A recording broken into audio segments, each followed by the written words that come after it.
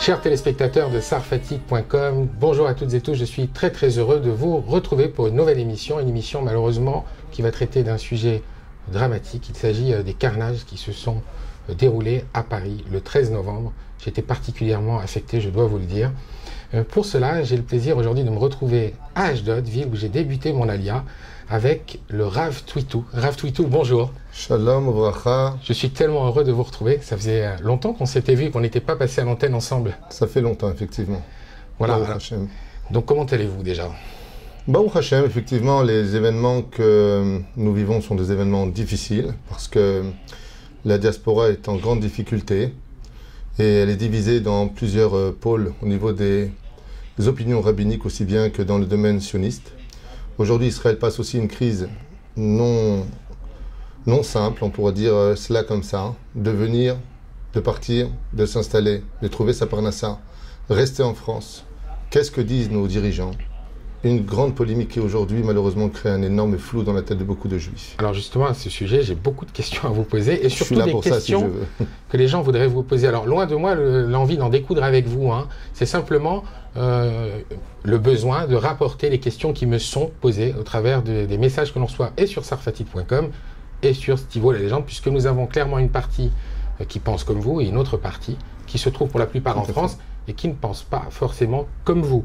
Alors déjà au niveau des événements qui ont eu lieu juste après votre dernier séjour à Paris, puisque vous avez donné des cours qui ont remporté un vif succès, les gens se sont beaucoup mobilisés pour venir vous voir, j'en suis d'ailleurs très heureux. Comment avez-vous vécu, vous, cette situation sur le plan personnel, étant donné que quand même vous êtes originaire de Paris? D'abord et avant tout, après avoir quitté la France à l'âge de mes 20 ans pour entrer en yeshiva au Machon Meir à Yerushalayim, Tibanev et Tikonen, j'ai toujours dit, et je le dirai encore aujourd'hui et peut-être demain, que la France, après le pays d'Israël, est certainement un des plus beaux pays que Dieu a créé au monde dans tous les domaines. J'ai fait un cours qui s'appelle d'ailleurs Les secrets de la France cachée, qui exprime en même temps pourquoi cette culture est si riche, son histoire si impressionnante par rapport aux autres pays qui ont accompagné tout au long des 2000 ans de notre exil à travers les États-Unis, puis le Portugal, l'Espagne, comme vous le savez. La France est un très beau pays. En ce qui me concerne, quand je vais à Paris, je passe mon temps d'un beth midrash à un autre beth midrash. Je me fais souvent accompagner, j'ai des rendez-vous qui me permettent de pouvoir rencontrer les gens qui sont dans une énorme difficulté, car il y a une autre guerre qui aujourd'hui se mène à travers l'insécurité, c'est le problème des shlom bayit. Les couples vont très mal. C'est vrai. Donc c'est une guerre qui, à l'intérieur de la maison, déjà ne retrouve pas l'équilibre, car quand on n'est pas en sécurité à l'extérieur, on espère qu'au moins à l'intérieur, on n'ait pas une autre guerre. Et aujourd'hui, on est à la guerre un petit peu, d'une certaine façon, à l'extérieur, pour la parnassa, pour la sécurité telle que nous pourrions la vivre à travers le journal. Et puis surtout, quand on rentre à la maison, on rencontre beaucoup d'autres difficultés, ce qui fait qu'en ce qui me concerne, Paris reste encore beau à mes yeux, parce que je ne vois que du positif, je n'y vais que pour diffuser la Torah, et la Torah est une lumière qui est si forte que même dans l'obscurité, on y voit très clair. D'accord, alors en fait, vous connaissez, vous, l'attachement de la plupart des Juifs de France, qui ont cet attachement qu'ils ont pour leur pays, et dès lors, est-ce que vous comprenez quelque part leur position lorsqu'ils disent qu'ils sont bien en France, qu'il n'est pas question pour eux de céder au terrorisme et au chantage des terroristes?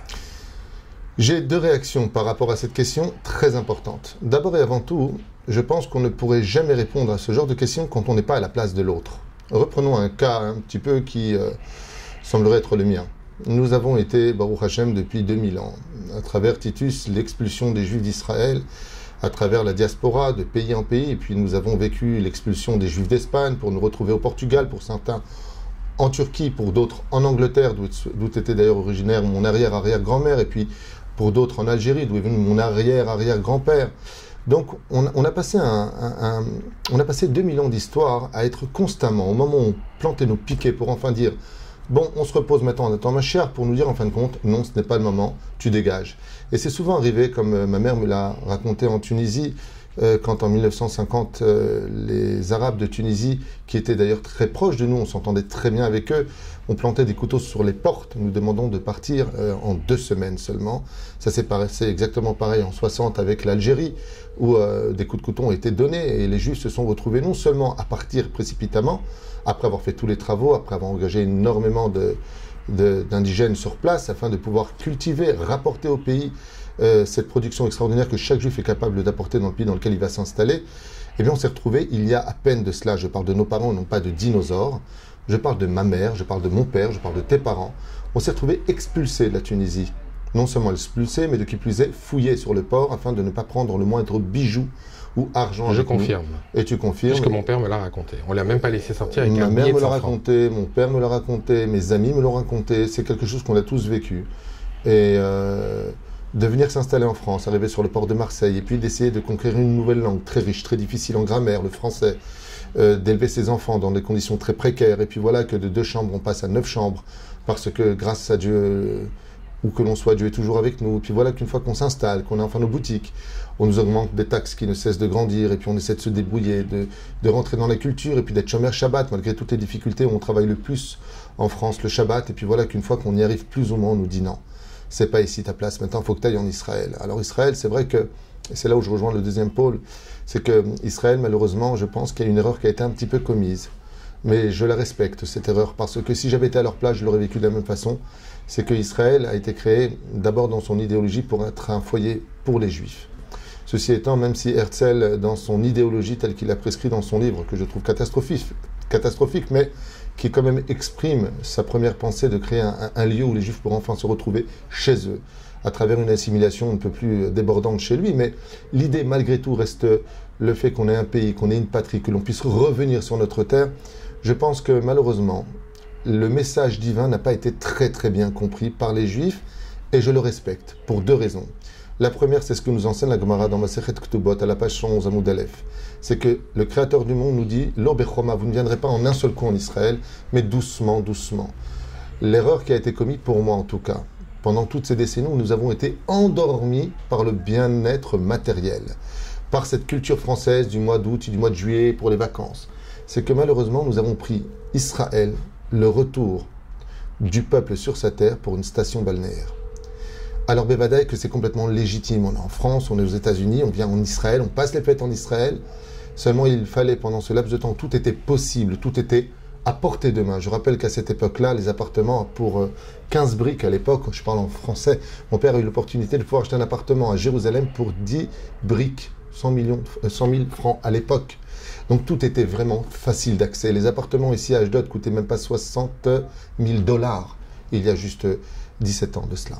Tout était possible. Et malheureusement, nous avons aussi une opportunité, croyant que l'Europe, comme le dit d'ailleurs Rabbi Shimon Bar Yochai, ainsi que la Gemara et le Midrash, le peuple juif n'a d'amis que Dieu lui-même. Am levada dishkonu bagoim lo itrashav.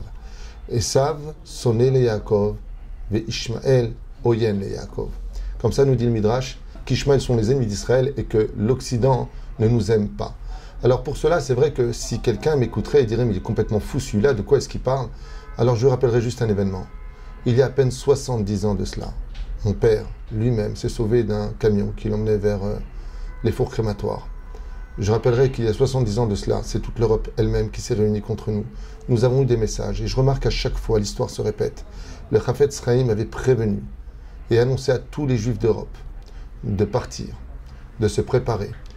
Et nous avions répondu la même chose. Nous sommes très bien en France, nous sommes très bien en Allemagne, nous sommes des Juifs de Berlin. Et l'assimilation avait pénétré bien plus que notre esprit, mais notre sang. Donc il y a ici quelque chose de difficile. D'un côté, ce côté où eh bien, chaque Juif aime Israël. Israël a grandi dans le cœur des Juifs. On adore ce pays, 70 ans d'existence aujourd'hui, 68 ans plus exactement. Et on a un pays, quand un touriste vient ici, il dit « mais j'ai l'impression que vous existez depuis plus de 1000 ans ou 2000 ans, puisque toutes les structures sont parfaitement à bonne disposition, on peut dire. C'est un pays qui est capable aujourd'hui au niveau de l'invention, de l'high-tech, de tout ce qui touche au monde le plus avancé parmi les premiers pays au monde. C'est un pays où, grâce à Dieu, on peut circuler avec les plus belles voitures. Nous avons des appartements qui nous permettent de ne jalouser aucun autre pays. Tout va bien en Israël, sauf une chose. L'intégration est difficile parce que les Juifs de France ont du mal à changer de mentalité et que malheureusement, il y a un problème culturel dans le sens où, quand on vient en Israël, on vient apporter ce que nous sommes en oubliant que nous venons nous intégrer dans un pays qui a déjà sa langue, sa culture, sa vision de créer, d'avoir et d'exister, de créer son avenir. Alors, ce qui fait qu'il y a une espèce de divorce, si je peux me permettre, entre les Olim Hadashim qui débarquent ici et qui vont mettre très longtemps. Par exemple, si je peux me permettre une petite réflexion. Donc comment se fait-il que quand on voit l'intégration des Éthiopiens et de nos frères russes s'installer en Israël, après tout simplement une année d'intégration, ils connaissent les lois en Israël, ils parlent déjà l'hébreu et de qui plus est travaillent avec le système israélien. Si je devais recalquer le même symbole des Juifs de France, ils parlent toujours le français après 2 ans, 3 ans, 4 ans, 5 ans, ne travaillent qu'avec des Français, travaillent qu'avec la France, vont fréquenter que des synagogues françaises, le Rav sera français, la télévision sera française. Comme votre synagogue d'ailleurs.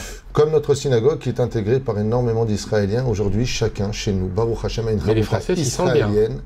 Les Vada, nos frères venus de France, Baruch Hashem, aujourd'hui, ils sont intégrés chez nous et je leur donne une chavruta israélienne, ce qui fait que tous les matins, après mon cours en français, ils étudient avec des Israéliens et grâce à Dieu, ils ont un ulpan vivant. Alors moi j'aimerais, c'est ce que je leur souhaite le plus. Voilà. Vous répondre quand même sur ce dernier point que vous venez de soulever. Moi je voulais vous dire quand même, par rapport aux Russes et aux Éthiopiens, j'ai malheureusement, je pense malheureusement que c'est pas comparable, Rav Twitou, parce que rendez-vous bien compte que l'Éthiopie est un pays où les gens meurent de faim.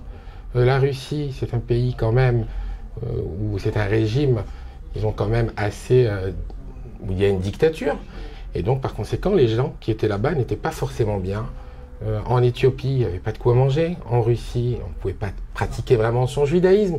Ce sont des pays quand même qui n'étaient pas au top pour les Juifs. Donc forcément, Israël est un Eldorado. Alors qu'en France, je le regrette de vous le dire, mais nous avons un patrimoine, une culture exceptionnelle, des gens formidables, des villes aussi, nous avons des paysages fantastiques, on a la montagne, on a la campagne, on peut tout trouver en France, donc on vient d'un pays quand même qui est capitaliste, où il y a un pays riche, entre guillemets, et donc il est légitime de vouloir retrouver la même chose ici. Les Français ont peur de ne pas retrouver la même chose ici. Moi, je les comprends. Pourquoi voudriez-vous qu'ils rabaissent leur niveau de vie? Moi, je vais vous répondre, la réponse est très simple. Pourquoi devraient-ils galérer, en fait? D'abord, on ne galère pas, et je pense qu'il y a autant de galères en France qu'en Israël aujourd'hui, si ce n'est plus qu'en France qu'en Israël, parce qu'ici, même si on est pauvre, on est chez nous.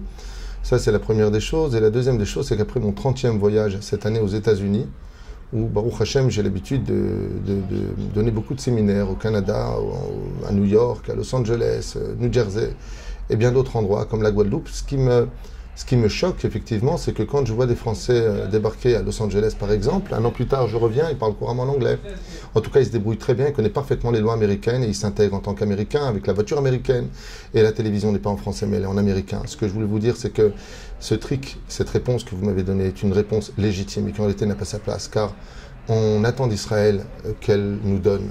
On a fait le pas de venir, c'est à toi de me donner Israël.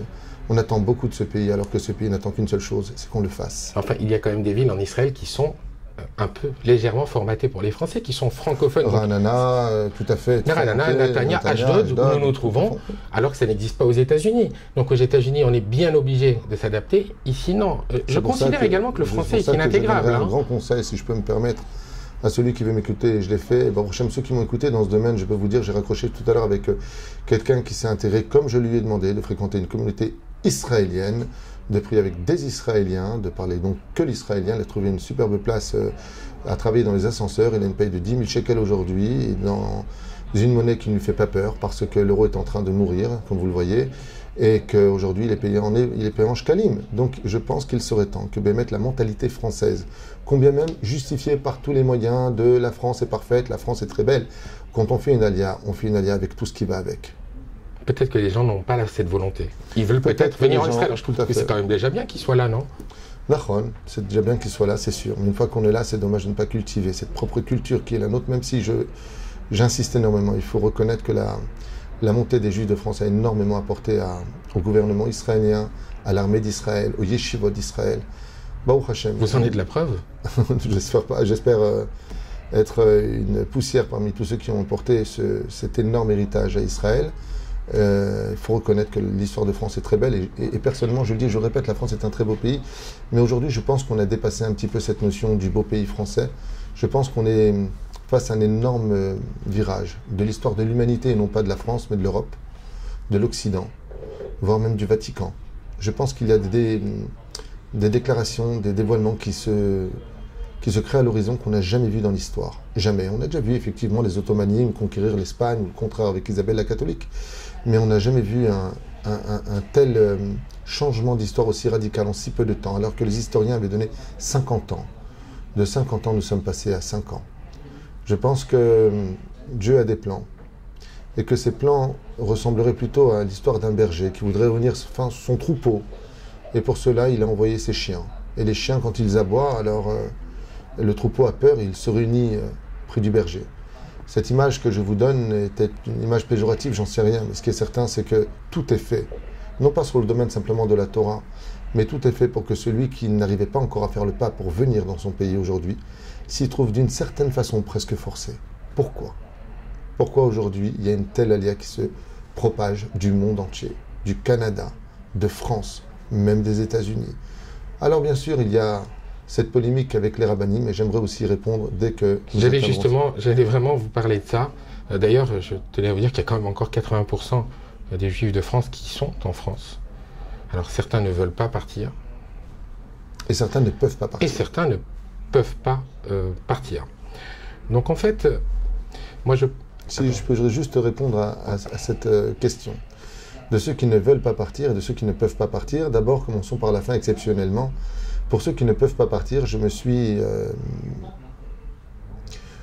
on va dire, retrouvé face à des personnes qui vraiment rêveraient de venir en Israël, quitte à manger vraiment du pain dur s'il le faudrait.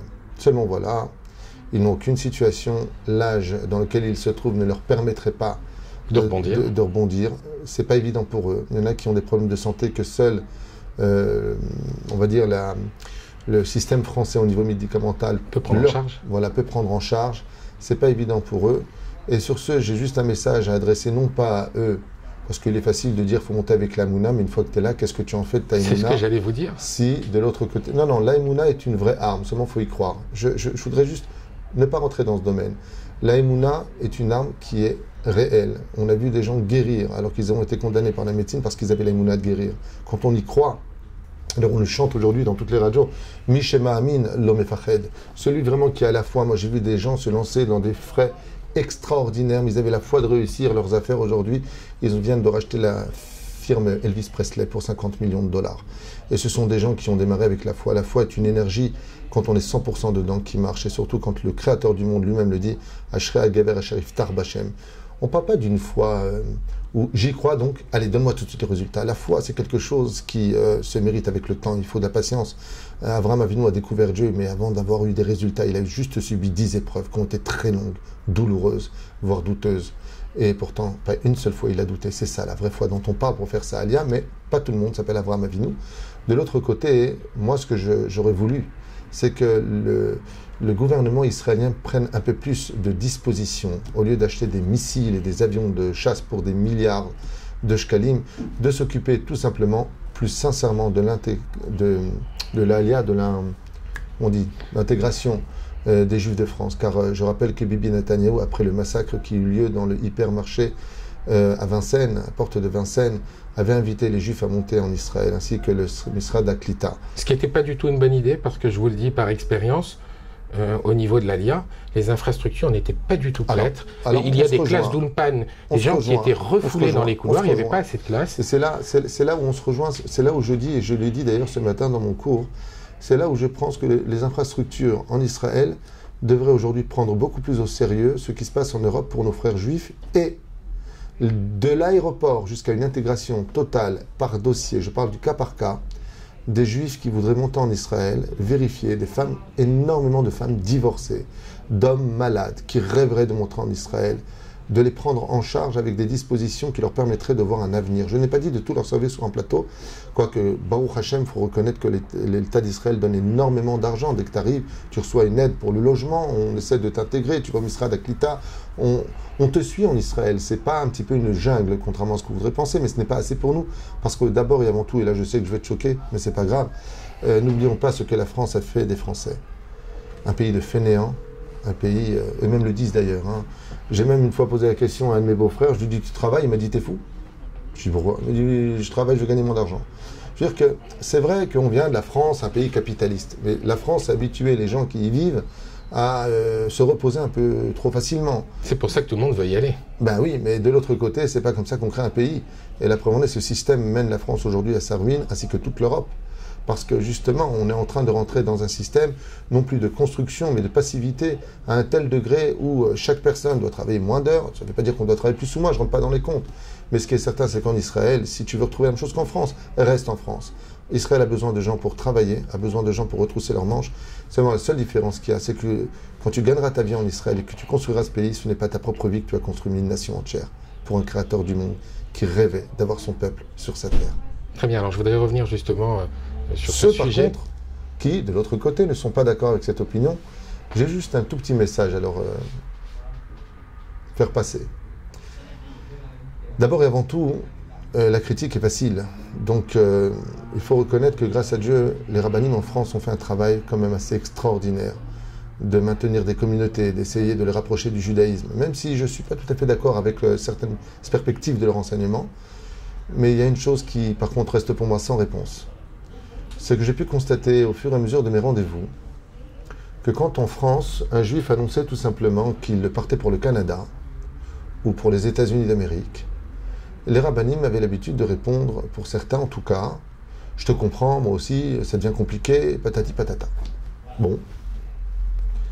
Dès que le mot Israël était prononcé, et c'est là où je suis un peu estomaqué, ce sont nos propres rabbinim qui, je ne les critique pas, je veux juste comprendre, qu'on se comprenne bien, je ne viens pas en disant montrer du doigt tel ou tel rabbin, je parle de généralité, de plusieurs rendez-vous qui m'ont été même faxés, j'ai même les commentaires qui m'ont choqué, estomaqué, et je me suis même entretenu avec des rabbinim de France qui m'ont confirmé ces dires.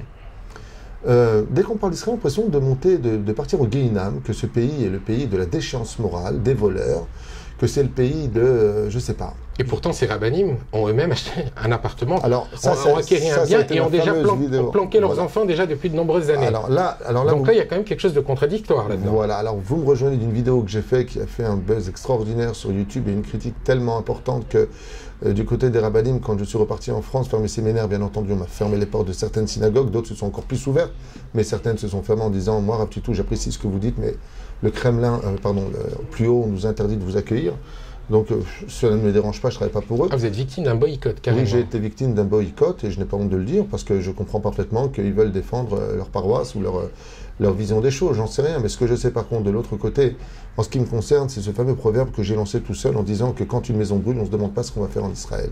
Quand une maison brûle, on sort du pays. J'avais prévenu depuis plus de 3 ans, 4 ans, 5 ans, ce qui allait se passer en France, dans tous mes séminaires, aux États-Unis, comme au Canada, comme en France. J'avais prévu tout ce qui s'était passé, non pas parce que je suis divin, mais parce que seul un aveugle ne l'aurait pas vu. Enfin, c'est légitime, ils n'ont quand même pas envie que leur paroisse, comme vous dites, entre guillemets, se vide. Mais rendez-vous compte que si vous, maintenant, vous étiez victime, et ça arrive de temps en temps, de missiles sur Ashdod, et que les gens repartaient en France ou changeaient de ville, votre synagogue, du coup, votre communauté se viderait, est-ce que vous seriez d'accord? Moi, en ce qui me concerne, je n'aurais pas de problème avec ça. Je viens de demander hier, le parole de l'Oyoter, à 2 personnes qui ont, grâce à Dieu, atteint un meilleur niveau de Torah, et je leur ai demandé de quitter ma communauté pour aller chez les plus grands pour étudier la Torah. Tout cela dépendra de pour qui on se bat. Est-ce qu'on se bat pour soi? Est-ce qu'on se bat pour la Torah d'Israël?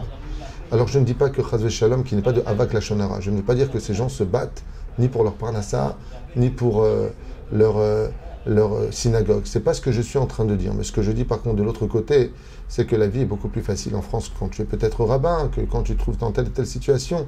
Ce qui me dérange, c'est que quand il s'agit de ta communauté et qu'on te fait part de leur départ pour une autre destination qu'Israël, alors même si on a plus de 80% d'assimilation dans les autres pays, de qui plus est aux États-Unis, comme tu le sais mieux que moi, on est face à une situation où, oui, je te comprends, parce que c'est marginal, il n'y a pas autant de monde qui part au Canada, par exemple, en Australie ou en Nouvelle-Zélande qu'en Israël. Donc la Yad Mas leur fait peur. Donc justement, alors c'est là où je rejoins ce que tu as dit tout à l'heure. Parce que les États-Unis ne les aident pas financièrement. Mais justement, à plus forte raison. Donc tu pars dans un pays où on ne t'aide pas, tu pars dans un pays qui n'est pas le tien, tu pars dans un pays où hier, dans les métros, ils ont mis des croix gammées partout, comme publicité pour leur nouveau slogan. On parle quand même de choses qui sont graves. Je n'arrive pas à comprendre pourquoi le juif veut rester absolument un juif de galoute alors que la Gola est finie et qu'on a un pays et qu'il serait bon pour nous de nous unir pour parler de la Géoula. Est-ce qu'on attend la Géoula ou est-ce que c'est peut-être la Géoula qui nous attend? Grande question à se poser aujourd'hui dans ce grand virage de l'humanité. De qui plus est, ce que je voulais te dire, c'est que ce que je ne trouvais pas normal, c'est que quand un juif quittait une synagogue française pour aller en dehors dans un autre pays, il n'y avait pas de problème. Mais dès qu'on parle d'Israël, d'un coup, ces langues qui parlent de Torah en général toute la journée deviennent des langues qui vont mettre en garde contre le pays d'Israël. Alors que grâce à Dieu, c'est un pays où la Torah se vit à un très haut niveau. Il y a, tu parles de la ville d'Ashdod, qui est la troisième ville la plus religieuse d'Israël, au niveau traditionnel, tu l'as vécu ici. Grâce à Dieu, il y a quelques voitures, mais de façon générale, ça respire la Torah. Il n'y a pas un quartier où tu n'as pas une synagogue, tu n'as pas une ville où tu n'as pas une yeshiva, mais qu'est-ce qu'on demande de plus pour y vivre sa Torah? C'est pour ça que quand on vient et qu'on me parle d'Eretz Israël, je suis un petit peu réticent par rapport à leur donner. Car non seulement c'est une mitzvah de vivre en Israël, aussi bien selon le Ramban que le Rambam, contrairement à ce que certains rabbinim ont pu comprendre du Rambam, qui se sont complètement trompés parce qu'ils ne le trouvent pas dans les 613 mitzvot du Rambam, mais par contre il y figure dans le 11e chapitre du traité de Melachim, sur lequel il est marqué que c'est une mitzvah de vivre en Israël, même selon le Rambam, ainsi que le Shulchan Aruch et bien d'autres déotes. Donc si on a encore des choses à faire en galoute, tout va bien. Alors vous savez, vous connaissez l'histoire du chat qui court après sa queue? Vous avez un rabbin, il dit pourquoi vous êtes en France? Il dit je dois m'occuper d'eux. Et quand tu vas voir eux, pourquoi vous êtes en France? Ben, il y a le rabbin. Alors, comment on fait dans un cas pareil pour éviter que le chat passe toute son éternité à tourner autour de sa queue? Il faudrait que le rabbin qui reste en France pour sa communauté afin d'y enseigner la Torah, comme le demande la Torah. Effectivement, al-Pi al-Acha, on peut rester en galoute si c'est pour y diffuser de la Torah, si c'est pour faire grandir le peuple juif dans la Torah. Mais alors, qu'est-ce qu'on fait d'Eretz Israël? Eh bien, on oriente sa communauté vers Eretz Israël. Et on fait peut-être, à la limite, ce qu'a fait un grand goy qui est devenu juif, le roi des Kuzari. Tu as entendu parler du roi des Kuzari? Non. C'est un roi goy qui s'est rempli d'amitié pour un juif qui était chef spirituel à cette époque du mouvement juif, et qui s'appelait Rabbi Yehuda Hanassi. Et ce goy, avec son peuple goy, se sont tous convertis au judaïsme. Et tu sais ce qu'il a fait, ce goy, devenu juif, le roi des Kuzari? Il a quitté son titre de roi. Il est monté en Israël avec toute sa communauté, tout son royaume. Et il s'est installé ici. Si un converti était capable de le faire, je pense que chaque Rav devrait aujourd'hui orienter son peuple vers la bonne direction pour accueillir le Bezrat Hashem, cette fameuse Géoula qui nous oblige d'y croire, comme le dit le Rambam, chaque jour. Venons construire un pays pour recevoir un roi et n'attendons pas qu'il nous le fabrique pour pouvoir y accéder. Et pourtant, quand même, il y a beaucoup de Juifs de France qui vont rester. Je pense que 80% resteront. Et donc, ils sont en train de construire des infrastructures, de nouvelles écoles. Oui. Alors, il faut quand même pouvoir subvenir à toutes ces demandes qu'a la communauté juive de France, qui ne viendra pas. De toute façon, il ne pourrait pas les forcer à venir, je dois vous le dire. Hein. C'est marrant que tu dises ça, parce que j'ai l'impression d'être face à un rabbin qui a étudié Masechet Shabbat au nom du Maharsha Kadosh, qui dit effectivement qu'à la dernière Géoula, 80% des Juifs ne comprendront pas le message. Et le Maharsha, ils n'ont pas d'habitude, tout dit à ce moment-là, que Géoula Rishona Kartiena Géoula Acharona. Comme ça dit le Maharsha, tout comme 80% des Juifs sont restés en galoute, et on sait ce qui s'est passé en Égypte pour eux. Ainsi sera la dernière Géoula. Est-ce que c'est un bon choix? J'en sais rien. Qui aura le mérite de monter? Je n'en sais rien. Il y a aussi le kibbutz Galouyot. Dieu, le Mashiach, doit réussir aussi à ramener tous les Juifs restants. Alors qu'est-ce qu'on fait dans le cas où on ne peut pas venir? Parce qu'il faut quand même donner une solution. C'est bien beau de débattre et de parler, mais Tachles, qu'est-ce qu'on fait? Ma réponse est la suivante. Ma réponse, elle n'engage que moi, mais elle engage aussi celle du Talmud dans Masechet Sanhedrin, dans la page 98, qui dit Omaya Aseaish, et qu'est-ce qu'on fera l'homme? Pour éviter les souffrances de la guerre de Gog ou Magog, traduit d'ailleurs dans toutes les langues d'aujourd'hui, dans l'islam, le christianisme, le bouddhisme, tout le monde parle d'une dernière guerre. Il y a Sok Batora Begmilut Rasadim. Il y a Sok Batora veut dire il devra fixer encore plus de temps l'étude de la Torah, qui aime Chayen Uverech Yamenu, Begmilut Rasadim, et faire le plus de bien autour de lui. Et si je pouvais me permettre, grâce à votre intervention ici présent, de lancer un message, j'aimerais, pour tous les couples qui divorcent, leur dire que s'ils n'ont pas réussi leur mariage, au moins qu'ils réussissent leur divorce. De parler de ces couples qui se trouvent aujourd'hui, parce que le couple, c'est la base de toute l'énergie d'un homme et d'une femme.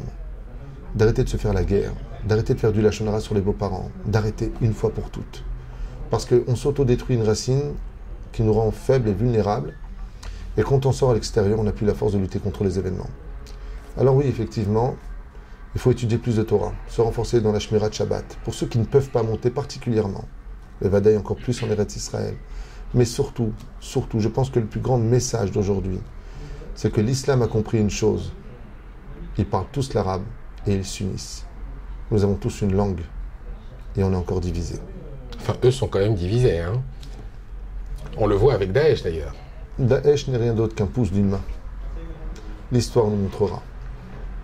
D'accord, alors je voudrais... Vous restez encore un petit peu journaliste, mais c'est beaucoup plus compliqué que cela. Vous savez, ce qui me fait rire, c'est que je voudrais vous dire quelque chose d'un petit peu choquant, je pense, et je vais être certainement critiqué, mais... Oui, vous ne pratiquez pas la langue de bois, donc on va y aller, vous pouvez nous dire. Oui. Vous savez ce qui me désole, aussi bien en Israël que comme en France ou partout ailleurs. Imaginez que vous soyez quelqu'un de tout à fait...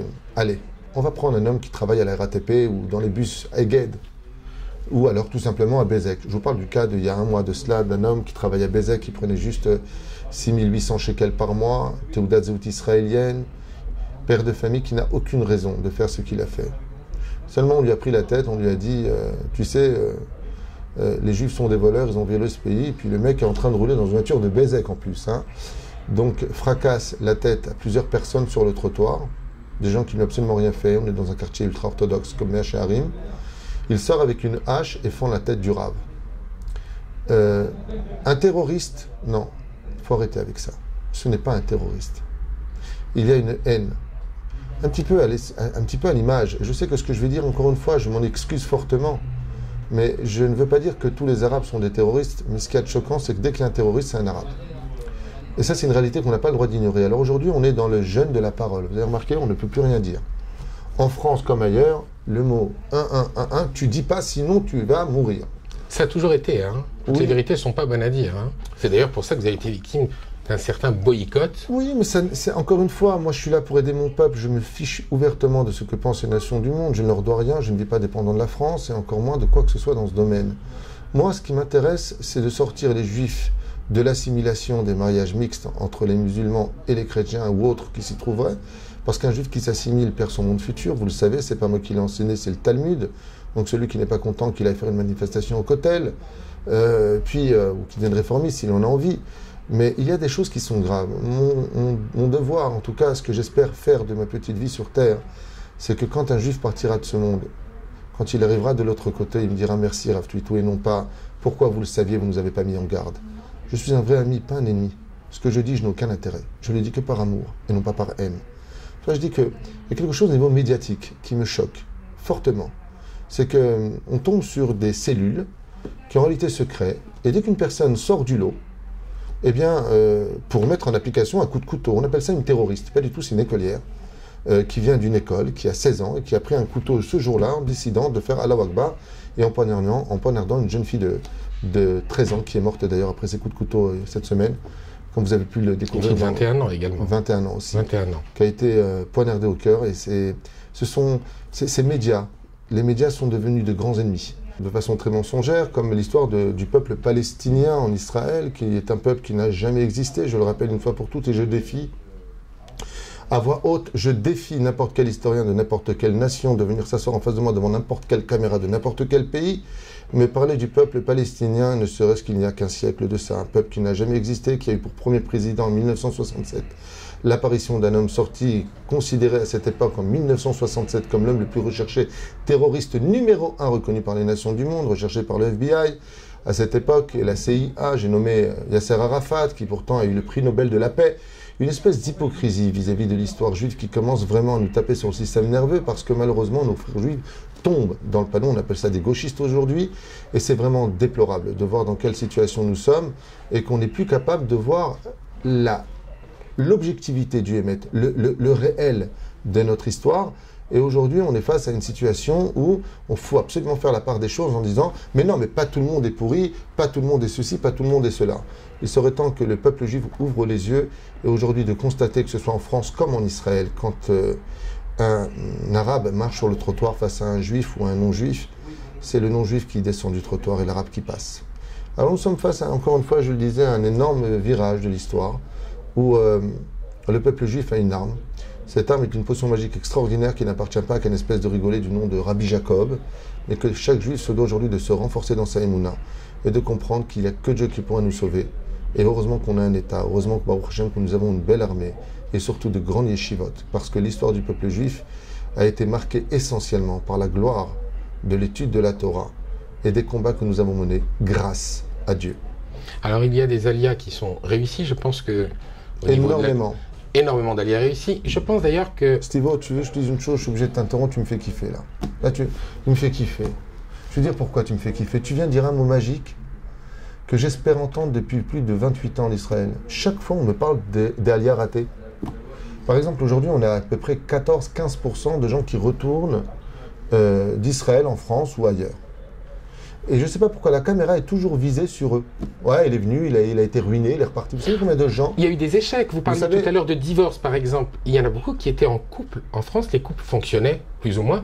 Ils sont arrivés ici. Alors, ce n'est pas ma façon de penser, mais je vais quand même tenir à vous rapporter ce qui se passe et les questions qui me sont posées. Il y a des gens qui arrivent ici je vais y répondre. Et qui divorcent parce que la situation économique difficile, il y a des tensions dans le couple. Tout à fait, et donc ils divorcent en Israël. Ils trompent leur femme en Israël, elles trompent leur mari en Israël. Ça ne manque pas en France. Et alors je ne parle pas des Arabes, puisque en proportion, il y a quand même beaucoup plus d'Arabes. Je n'ai rien contre les Arabes. Je tenais à dire que je ne lancerai pas de propos racistes ici, puisqu'il y a des gens bien partout, mais... Je n'ai pas de propos racistes. Je ne parlais pas de vous, je simplement parler de moi et de dire qu'il n'était pas question pour moi de mettre...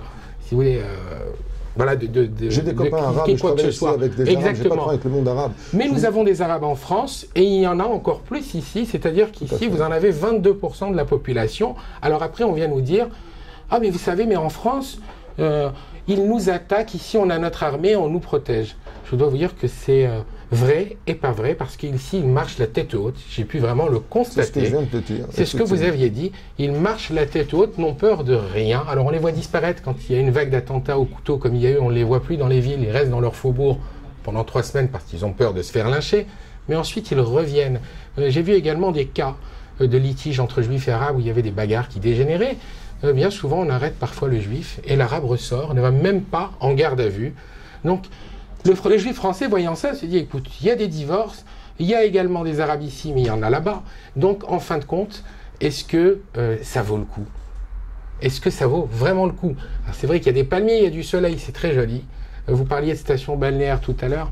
Je ne suis pas d'accord. Je pense que ce côté balnéaire a mis un pied à l'étrier. Les gens ont pu venir connaître Israël pendant 10, 20, 30 ans, ce qui leur a permis d'ailleurs d'acheter des appartements, d'investir des villes comme Ashdod, Netanya et d'autres villes francophones, ou Ra'anana, pour finalement émigrer là-bas, bien souvent.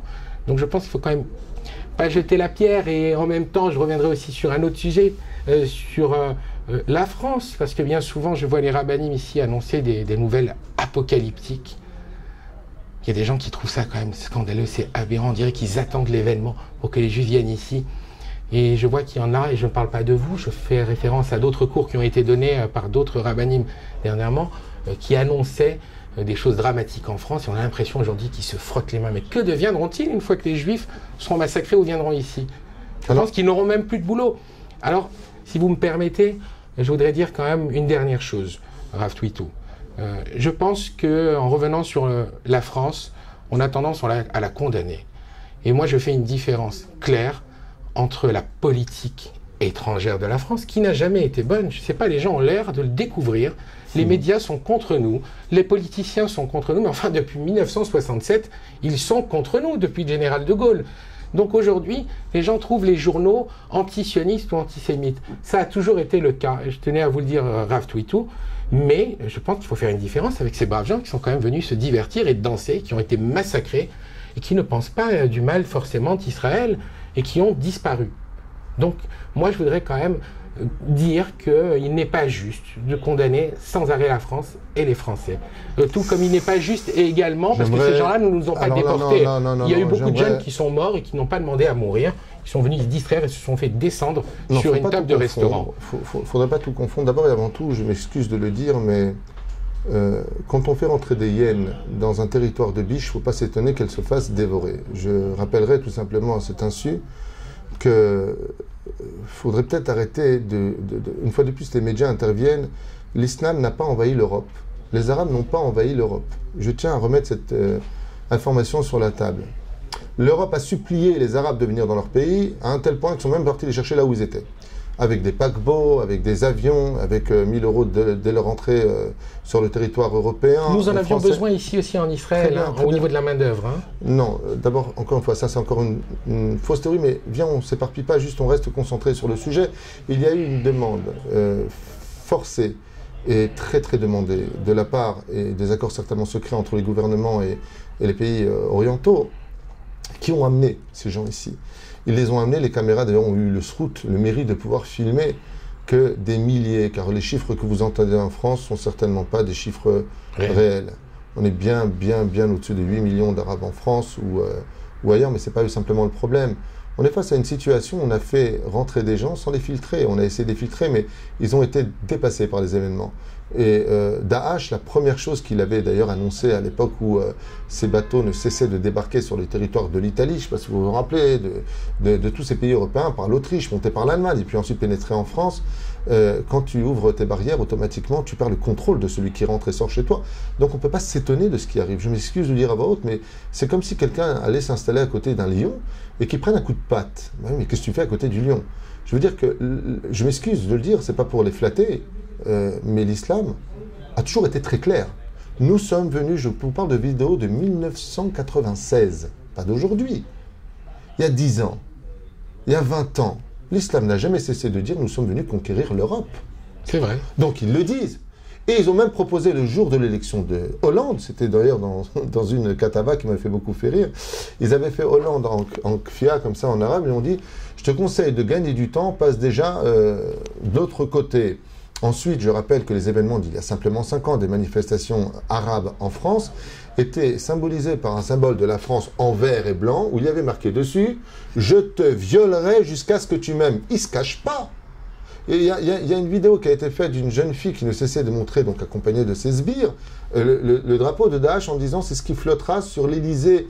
Il y a tout simplement 6 ans ou 7 ans de cela. Dans le métro, je me souviens de cette séquence. Donc, mais alors de quoi on s'étonne? Alors ils ne sont pas tous comme ça, il y a des musulmans qui sont paisibles, comme ici en Israël, vous en avez qui sont épiciers toute leur vie, qui n'attaqueront jamais un juif. Je n'ai pas dit le contraire, je dis simplement que on est face à une situation aujourd'hui où Israël, depuis déjà son Kam Hamdina, depuis 1948, avons passé des guerres et des guerres qui n'ont jamais cessé d'exister, alors que je rappelle qu'il existe 3 façons d'acquérir un pays.